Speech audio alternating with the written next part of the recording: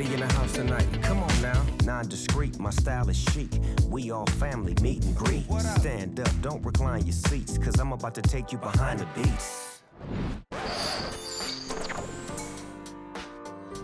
Alicia Keys is bowing down at the altar of Aretha when she says, "One of my greatest inspirations, Aretha Franklin empowered us." Take us to church, Alicia. Take us to Aretha, the queen of soul. And part of Alicia's R&B roots. Aretha was born in 1942 in Memphis, Tennessee, but grew up in Detroit. She and her siblings grew up in the church, in the shadow of their dad, a Baptist minister. C.L. Franklin, the preacher with the golden voice. He's known for his fiery sermons. They're so popular, they're broadcast on the radio. And they're even put out on record by the same label as Howlin' Wolf, Chuck Berry, and Muddy Waters. The Reverend is always accompanied by gospel music from the New Bethel Baptist Church Choir, which Aretha was a part of since she was little. And right away, people can tell the girl's got a gift. Her dad even invites gospel greats to come and sing at the church, like Mahalia Jackson and Clara Ward and her singers. Clara is an amazing vocalist. She's known for her upbeat version of How I Got Over. How I got over, how I got over, how I got over, how I got over. Oh, my soul looks back and wondered how I got over, how I got over, how I got over, how I got over. Oh, my soul looks back and wondered how I got over, how I got over. The group rocked big wigs and sparkly dresses instead of robes. Their theatrical style definitely influenced Aretha. In fact, when she heard her perform, Clara knocked me out! From then on, I knew I wanted to sing. Aretha's musical education doesn't stop at the church. it extends to her home. In some religious families, jazz and rhythm and blues has a bad reputation. But not for the Franklins. CL welcomes everyone into his house, from his friend Martin Luther King Jr. to Duke Ellington and the incredible Dinah Washington. She had also learned music at church, just like Aretha. Dinah's a pioneer when it comes to blurring the lines between religious conviction and the earthy quality of a blues party. Goddamn boogie, baby. Who knew they'd sound so good? I've got a man who's always late anytime we have a date, but I love him. Yes, I love him. I'm gonna walk up to his gate, see if I can get this thing straight, 'cause I want him. Jazzy eloquence and grit. Some people snub their nose at that kind of combination, but Aretha loves it. For the Franklins, it's all part of God's work. Same with Aretha's voice, which the Reverend wasn't shy to boast about. Ladies and gentlemen, Aretha.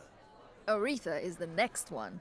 Aretha tells her dad she wants to follow in her friend Sam's footsteps and go to New York. Sam being Sam Cooke, Aretha's friend who had moved on from gospel and recorded hits like You Send Me and Twistin' the Night Away, which were secular. As in, not religious. This is a big moment. Another dad, especially a Reverend dad, might have said no way. But good old CL says, okay, yeah. and he supports his daughter. With Dad's blessing, on the eve of her 18th birthday, Aretha leaves for New York City, where all the big record labels and publishers are. For 6 years, she's signed to Columbia Records, but that doesn't go so well. Her records sell okay, not great. The problem is they're too polished, too professional, too traditional, and too New York. Producers saying do this, arrangers saying sing that, told what to do, controlled. It's frustrating. Aretha's not really allowed to be Aretha. Things don't always go to plan. They don't get her, who she is, where she's coming from. But Jerry Wexler at Atlantic Records does. He understands that Aretha might have to reconnect, not just with her own roots, but the roots of the blues itself, the South. So he takes her down to Alabama, where he finds a handful of musicians raised on the blues. the Muscle Shoals Rhythm Section, a legendary group of session musicians. They appear on almost 100 gold hits, including Land of a Thousand Dances by Aretha's friend Wilson Pickett. They're kind of a blues secret weapon, and they get right to work. I took her to church, set her down at the piano, and let her be herself. And it worked. Jerry hauls them all back up to the Atlantic studio, and they get to business. Once Jerry puts Aretha in charge, she blooms. She makes her own way to the crossroads of gospel and rhythm and blues. Soul music. Just like Sam Cooke, Aretha's music joins divine love and human love together. That and some pretty irresistible blues rhythms. Emotional, powerful voices and harmonies. After she found her true center, Aretha made music history, She took the song I Say a Little Prayer and made it her own, one of her biggest hits. followed by others like I Never Loved a Man, Thank, and Respect. The moment I wake up, before I put on my makeup, I say a little prayer for you. And while combing my hair now, and wondering what dress to wear now, I say a little prayer for you. She became became the queen of soul. She never doubted who she was again. Aretha revolutionized society and music alike. She inspired other greats like Whitney Houston And Mariah Carey and... Alicia Keys. Because if you look behind the beats, all music is related. We are family.